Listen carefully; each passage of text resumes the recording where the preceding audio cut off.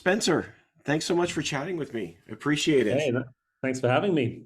Absolutely. I have to say, Tim is so much fun. It is terrifying, but for reasons beyond the film, even more so than the I was wondering what you're meaning there, but I get what you're saying. I get what you're saying. at its core. But oh, it's such the film is such a blast. Where did it come from?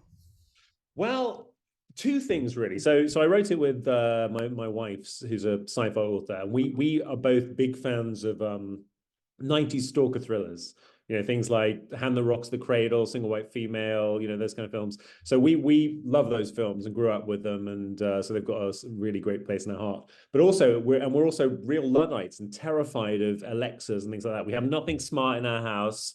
We are really wary of data being stolen because like anybody would want my data, no one wants it.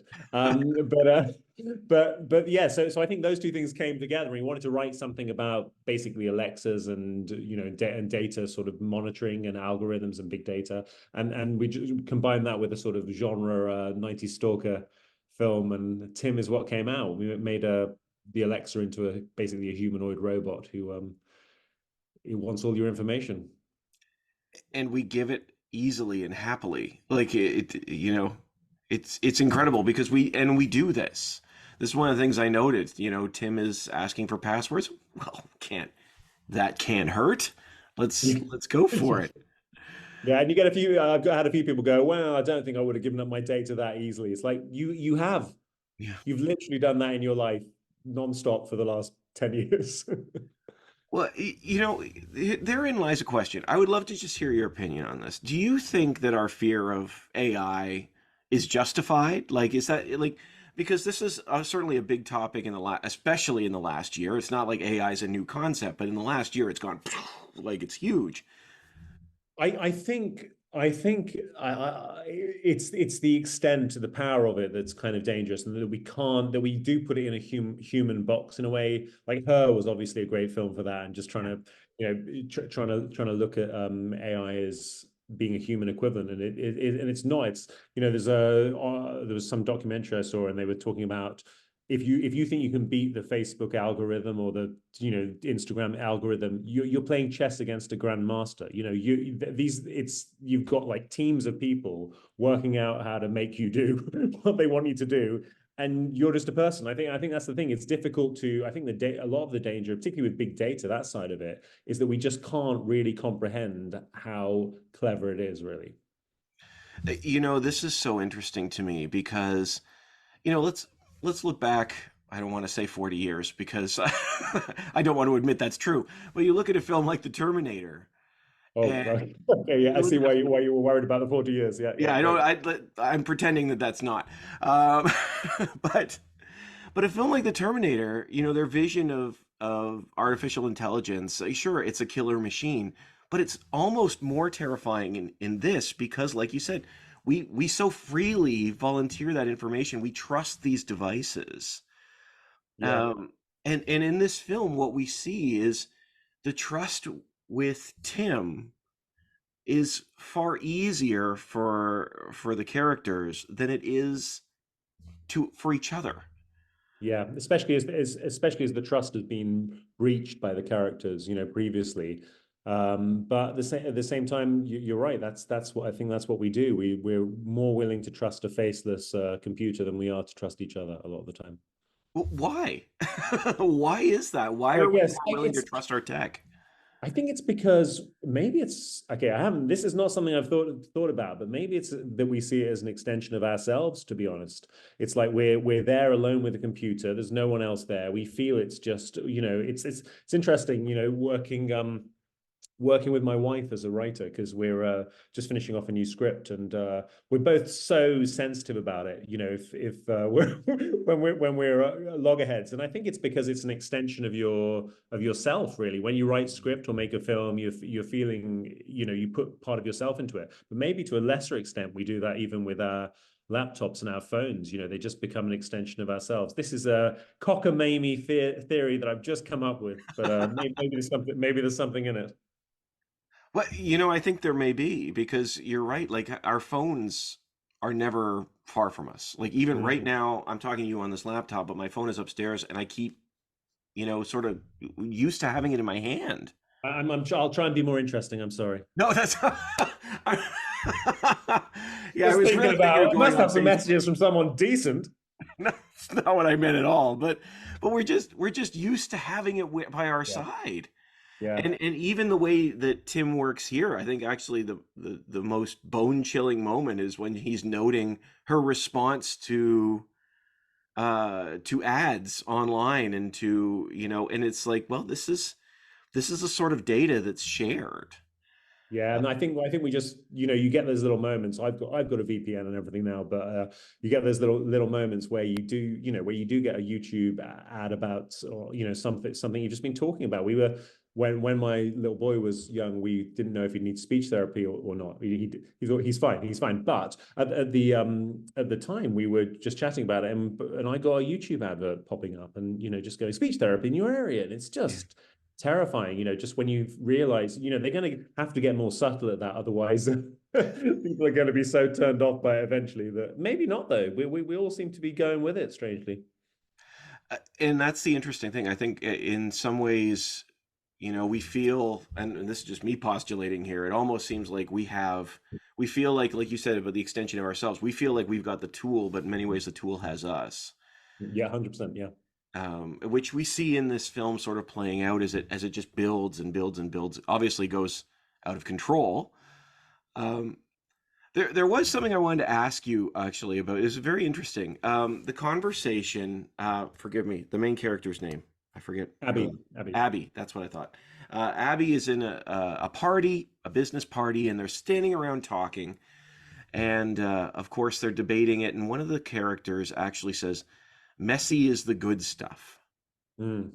I was wondering if you think that's true and what that means to you, because it seems to resonate with these characters are trying to get bigger, faster, sleeker, and then you've got this messiness, and is that the good stuff? Well, I think to a certain extent, it's the stuff of humanity. We're not perfect, but that's, even though we wanted it to reflect this, one scene actually we lost was for time was a bit there was a bit of a shame, was where Abby comes home and Tim is just offering so much more of a perfect sort of partner to come home to than her husband, and I think that's just at the core of it, really. Like, technology is a sort of, you know I guess it's a form of pornography in a way. And I say that in the sense of pornography, not in the sense of sexual, but just in the sense of, been hearing people talk about pornography as a life with the edges sanded off. You know, in a way, the way that it's not. Sorry, I'm probably not allowed to talk about sex on American thing. Go right Uh, ahead. Go right ahead. but the way that there isn't aren't the problems in pornography. The imperfections that and it gives people this sanitized view in a way of what these encounters are. And I think it's the same with technology. It's it's life with the edges, taken off. There's no an avatar will never have a bad hair day, or not unless you program it especially. And I think it can offer us a perfection society which is illusory, really, and perhaps gives us expectations that we shouldn't have. Whether Messi's the good stuff, that's one character's point of view, but I think there's some truth in that. Well, yeah, I mean, there's certainly, obviously, there's relationship points in Abby's relationship that are messy, that are not the good stuff, but Yeah, exactly. Yeah, that's why I say some truth. Yeah, there's a reason that Abby has her issues yeah, with her definitely. husband. But and this is interesting too. You talk about the sanitized version.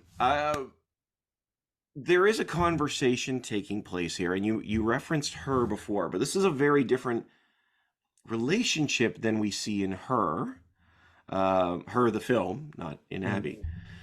Mm. And there's this conversation about love, and I'm really intrigued to see whether you think, just in your personal opinion, do machines or AI have the possibility of love, or is it just standing off the edges, like you were saying?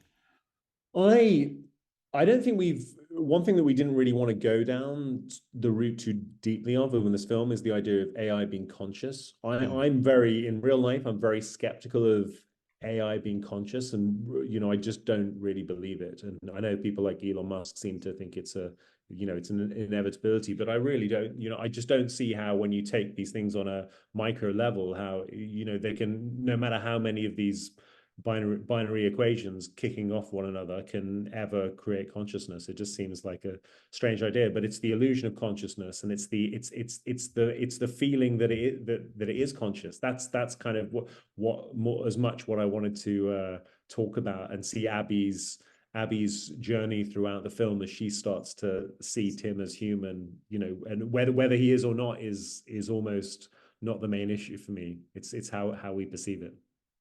You know what? It's interesting too because even when they're having that conversation initially, and the way she describes is almost programmatic, right? And so yeah, I mean, it just sounds more like input. You know more about me than I do, and it's like, well, Yeah. wait a second, is that really what it is? No, Yeah. it's not.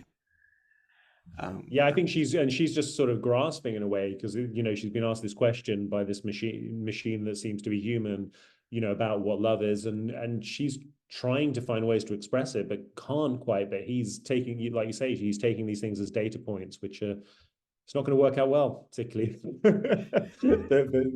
She says that, some of it, but also we really wanted it almost, subconsciously, to sort of have the form of her definition that she tries to find, has the form of data, has the form of information about people and knowing people, which is what love is, to a part of love, but it's not all of it, and you can't, it's like when she's trying to describe it, she's trying to describe this thing, but by showing it from a different directions, but it's the abstraction in the middle that you want to get to, really.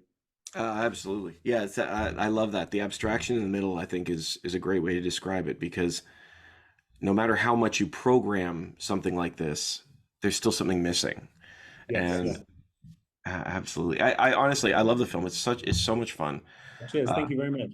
Absolutely. Spencer, what do you hope people take away, audiences take away Well, from Tim? we really wanted like it to be a film that sort of worked on multiple levels, in the sense that people can see it as a criticism of the way we're currently living, basically, in terms of reliance on Alexas and big data and all these things, or they can just have a fun killer, don't want to spoil it, dangerous, he's not, well, rewind, a fun sort of dangerous robot film, so we wanted it to be, I love Preston Sturges, not that this is a comedy, although it has, there's quite a few, my history is comedy, so there's quite a few comedic moments in the film, and but yeah, I love the fact that Preston Sturges films, you can just watch people falling over, or you can take the message, and that's what I wanted to do with this. Maybe we made the action side of it too up front, so people won't bother to take the message. But it sounds like you've sort of got what it's about. So clearly, it's working for